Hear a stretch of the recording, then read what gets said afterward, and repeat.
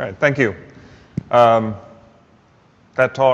previous talk, was a perfect lead-in to my talk. I had originally intended to talk a lot about FDS developments, but since I have virtually all the FDS developers here, they're going to present throughout today and tomorrow some of the new things that we're working on. But what I've been doing a lot in the last few years is verification and validation. Any of you who chime in every morning on the FDS discussion group and issue tracker, you get those heated discussions about whether the model is appropriate for this or that, can the model do this? And there's often a lot of confusion. And there's a lot of people using these different models, and people use them in different ways. So there's bound to be confusion about what to expect from the model and what to expect from the modeler. I've been doing a lot of work with the Nuclear Regulatory Commission, and as Steve pointed out, a big part of our job in the last few years has been to work on V&V of fire models. The reason why is because the nuclear industry has gone within the last decade from a very prescriptive set of fire regulations to a performance-based code. It's codified in NFPA 805, and it describes the process of doing fire protection engineering in nuclear power plants. There is a single line in that document that says if a fire model is used as part of an analysis, the fire model must be verified and validated. But that's as far as the document goes. It just simply says, thou shalt verify and validate your model. For an authority having jurisdiction like the Nuclear Regulatory Commission, they have to go to the next step to better define what they mean by verification and validation. And what Steve mentioned before, they looked at the guidance documents like ASTM E1355 that talks in general terms about doing a fire model V&V. But when we looked at a lot of these documents, it didn't go into specifics.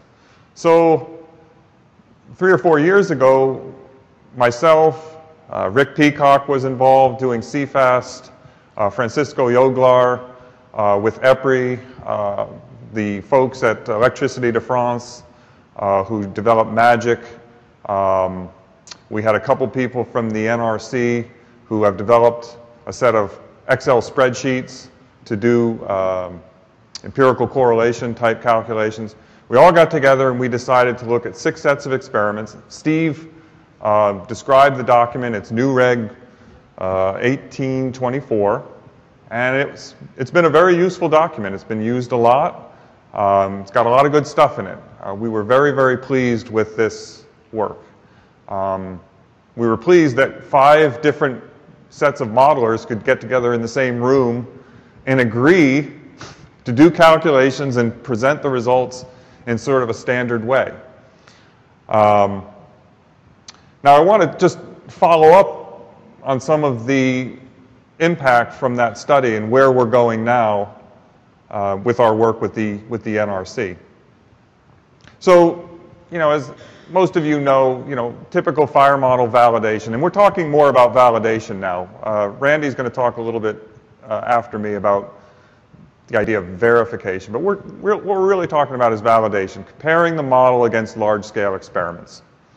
And this type of work has been going on for the last 40 years. You run a fire test, you run your model, you plot the upper layer temperature predicted by the model, compare it with the experiment. And we went as far as trying to compress all of those results into simple plots like the one you see here on the right, where we took a look at the 6 sets of experiments that we did, the comparisons of the upper layer temperature versus the measured temperatures. And what you'll see on this plot, the predicted value is shown on the horizontal axis. Let me see if I can work my, yeah. So you can see typical scatter plot, you see here's what was measured, here's what was predicted. You would hope that the data falls straight on this line, but you know that there's always going to be some scatter. These numbers here represent the experimental uncertainty. And our goal always in fire modeling is to put our predictions within the experimental uncertainty. However, it's not always possible to do that. There are some quantities that are more difficult to predict. What I was showing on the previous slide was predictions of upper layer temperature. And FDS does a pretty good job of predicting the upper layer temperatures from a fire of a specified heat release rate. But when you start to try to predict things like what we call wall temperatures or target temperatures, now you've got not only you have to predict the temperatures right, you have to do the heat flux, you get into the radiation heat transfer. There are more issues and we have more uncertainty in our model predictions. So for those of you who have ever looked at the FDS validation guide, we try to summarize the results of our validation studies in this way. We show, the measured versus the predicted values, in this case, for wall temperatures from a particular set of experiments. And you'll notice some numbers at the top of the graph. A very important number here is what's called the bias. That's just essentially the percent that you're over-predicting or under-predicting. So in this case, to say that the bias factor is 1.06, that means on average, the model is over-predicting this quantity by roughly 6%. The sigma sub m is the standard deviation of the model and the experiment. And we use two sigma typically to give ourselves sort of a 95% confidence interval. So this is the way it's been done for a long, long time. And people ask, well, how does your model do at predicting whatever? Well, on average, it overpredicts by 10%. And that in itself is a pretty useful thing to know. And as Craig and Steve talked about in their talk just before, just knowing whether the model tends to overpredict or underpredict is important when you're designing. And they mentioned smoke, for example. FDS tends to overpredict, at least according to one set of experiments, the smoke concentration. Okay, you can factor that into your analysis. You need to know that information. And what we're trying to now get people to get comfortable with is the idea also of the scatter. Because some of these models, on average, are dead on in their predictions. Bias factor 1, but then the scatter is 30 or 40%. So that has to be taken into consideration. And when we're dealing with an organization like the Nuclear Regulatory Commission, they like probability and statistics. So what we want to do is be able to use these results from the validation study to express the uncertainty of the fire model. And here's how we're proposing to do it. That I'm using the model, and I'm trying to predict with the model how hot cables are going to get in a particular compartment within a nuclear plant. We're always looking at cables. Cables are very important to the safety of a power plant. Well, let's just say that the model predicted that the cable temperature was going to reach 300 degrees C during this hypothetical fire. And we know from experiments that these cables will fail electrically at about 330 degrees. Does that mean we don't have a problem? Well, no. What we want to do now is we want to quantify the likelihood that those cables could fail based on the fact that there is uncertainty in this fire model. So the basic idea is that we've looked at a lot of the data from 1824 from the study that we did, and we've looked at a lot of other experimental and model predictions. And we're finding that most of this data is normally distributed, which allows us to use fairly simple statistical means so that when we make a prediction with FDS, say, of 300 degrees, we know from the V&V study that on average, FDS tends to overpredict by a certain amount, and we also know the scatter. So immediately that leads you to draw the typical bell curve like you see here.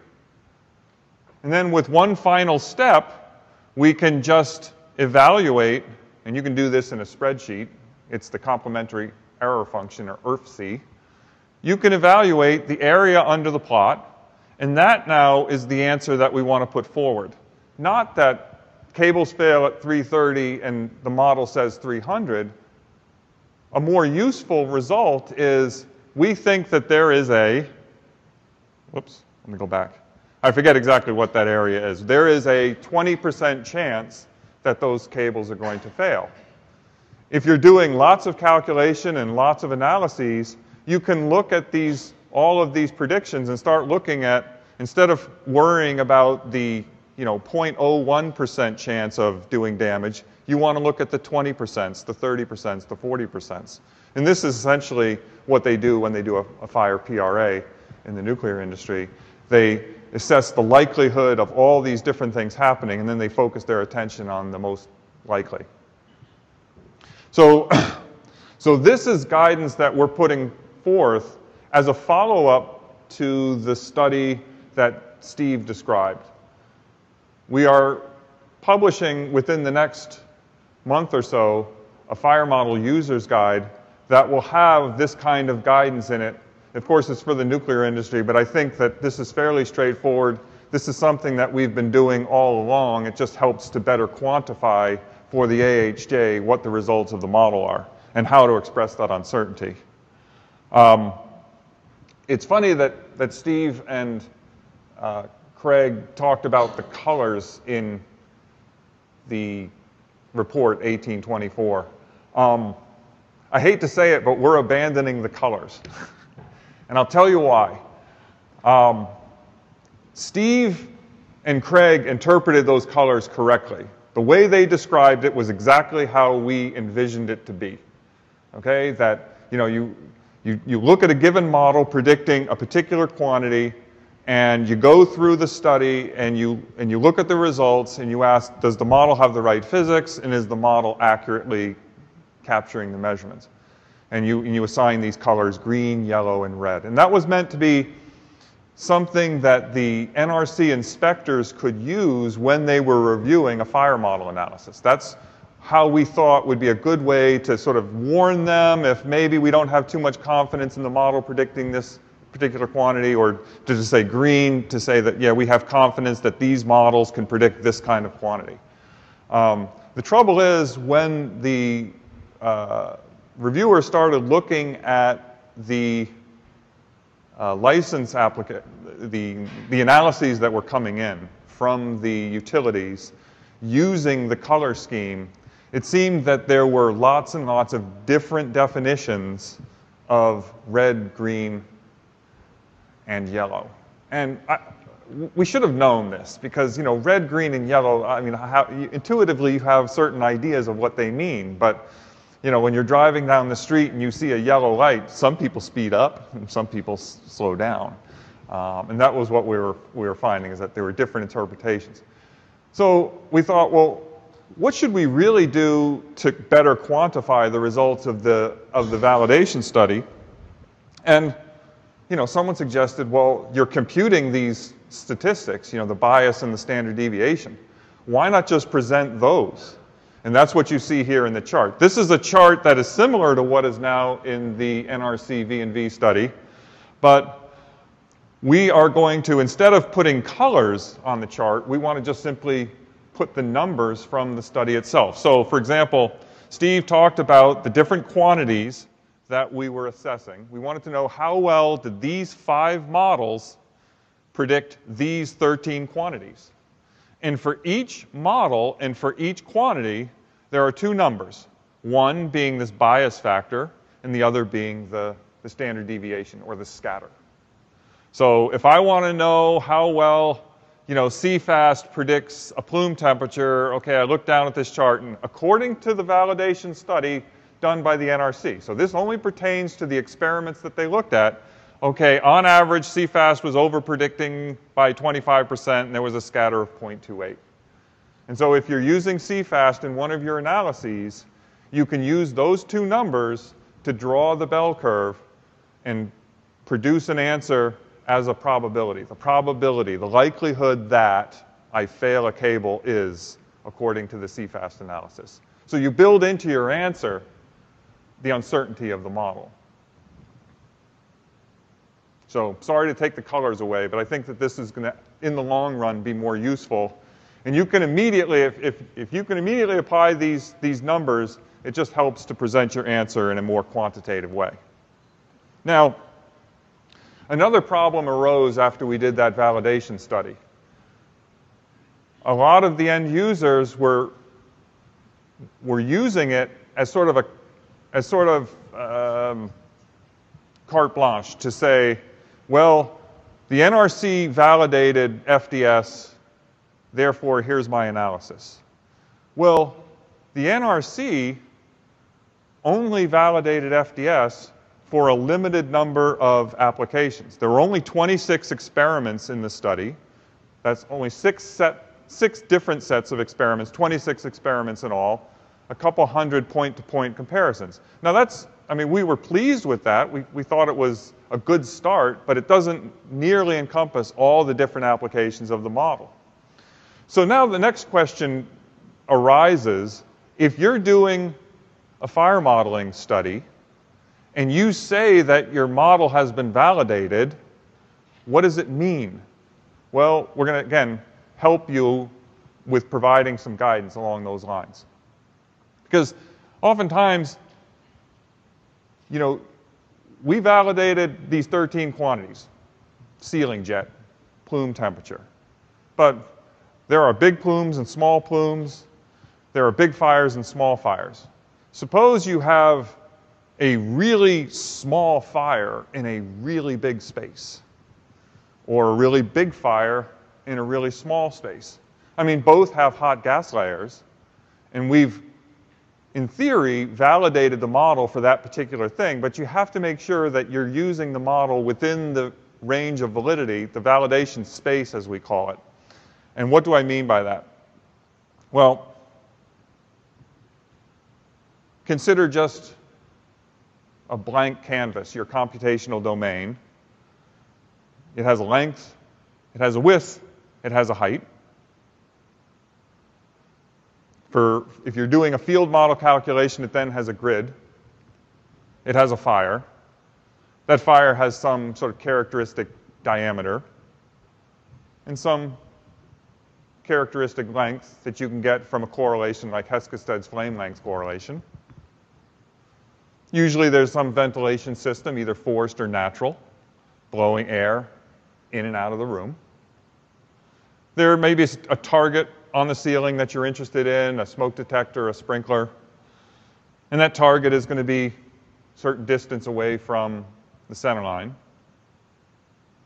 So what we're saying is, you know, given the basic scope of your calculation, of your analysis, okay, take a look at these parameters and start forming these non-dimensional quantities and use those non-dimensional quantities and compare them with the experiments in your validation study to make sure that you are within the range that you validated for. So, for example, for those of you who have taken courses in fire protection engineering, you'll recognize Q star as like a Froude number. Sort of gives you a sense of the length of the fire to the diameter. So high Q star fires would be like jets, and low Q star fires would be, you know, very lazy flames, maybe dancing across a burner.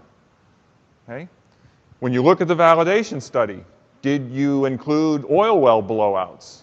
If you're doing a study of flame spread over carpeting, did you look at a very low Q star case? So you want to make sure that the Q star in your application is going to be similar to what you're using for validation. Next, take a look at the flame height as a fraction of the height of the room. Do you have a small fire in a very large room? Do you have a really big fire in a small room? Are your flames hitting the ceiling, for example? Because if your flames are hitting the ceiling and you're using a simple correlation, then that correlation may not be relevant anymore. You may not even have a plume, you just have fire impinging on the ceiling. If you're using a field model, has the field model been validated for a situation in which you have flames licking the ceiling or coming out the door? So we're looking at those two parameters. If you're looking at sprinkler activation, okay, and you've got some validation data showing how well your model predicts a sprinkler activation, well, is the relative distance to the target from the center line as a function of the, whoops, sorry. Now we're looking at the height of the room versus the distance away from the center line, okay? Are you within the range of your validation study? The distance from the fire to some target as a fraction of the fire diameter. How many fire diameters are you away from the target? Some people use models for heat flux when the target is right up against the fire or literally inside the flames. Sometimes the target is on the other side of the room. Okay? Does your model work in those situations? Take a look at your experiments, take a look at your application. Are you within the range? Here's a good one, global equivalence ratio. We normally don't think about this too much. When you're doing design fires, you don't typically look at flashover, but it can happen that you may have a fire that's so large within a small compartment that you're going to flash over. And you need to consider if your fire is so large and the ventilation is low enough, okay, are you going to get into an underventilated situation? Have you validated the model for that when the equivalence ratio starts going above 1? And here's one that's only pertains to CFD, and we use this a lot to assess the quality of an FDS calculation, and that is we look at D star, which is the characteristic fire diameter, relative to the cell size. You want this number to be large, and that's something you want to consider when you set out to do your analysis. If you have a tiny little fire on the floor of a giant warehouse, what's your D star over DX? And when you did your validation study, did you use a similar D star over DX?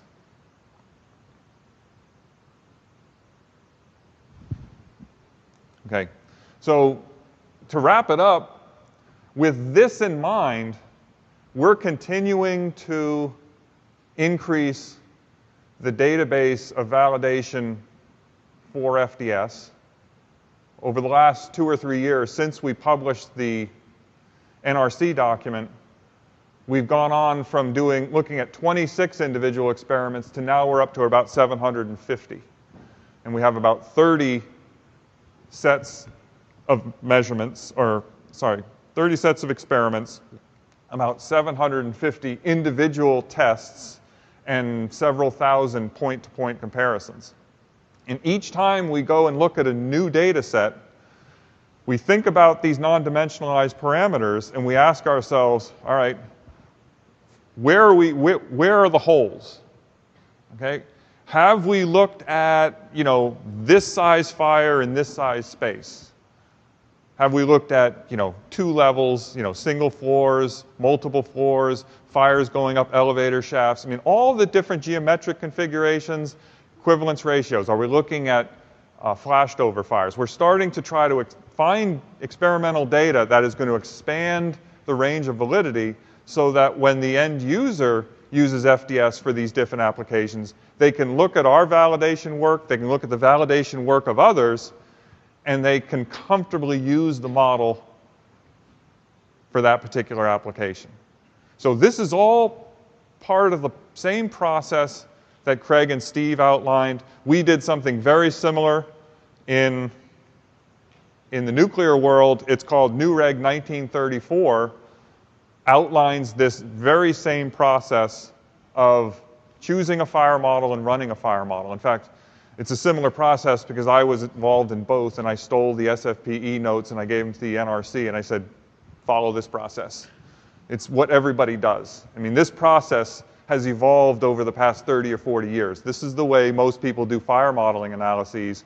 Now we're just getting to the point, though, of formalizing it, writing it down so that when the end user submits the job to the authority having jurisdiction, the authority having jurisdiction knows what to look for. There's sort of a standard process that we all follow. There's less confusion. There's less guesswork.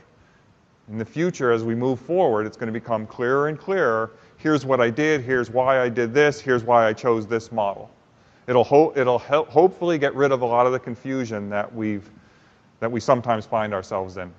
And with that, I'll end here. Thanks.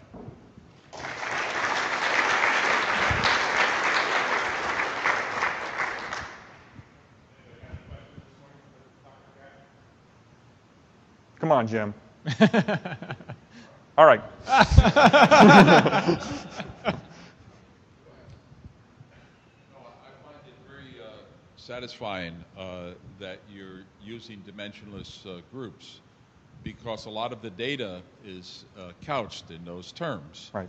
And the only way you're going to know if your model's good is to check it to data. Right. So the better you can compare over a wide range, like let's take the simplest case, yeah. Flame height.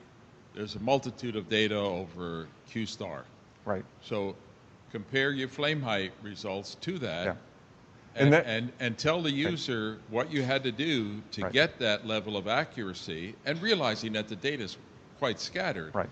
But if you have that's a powerful result then. And that's exactly what we're doing. And in defense of Steve and Craig, what I can say in my experience working with the NRC, when I acted as the end user and we looked at 8 hypothetical scenarios, the hand calculation, the empirical correlations were very useful, but what constantly tripped us up was the geometric complexity.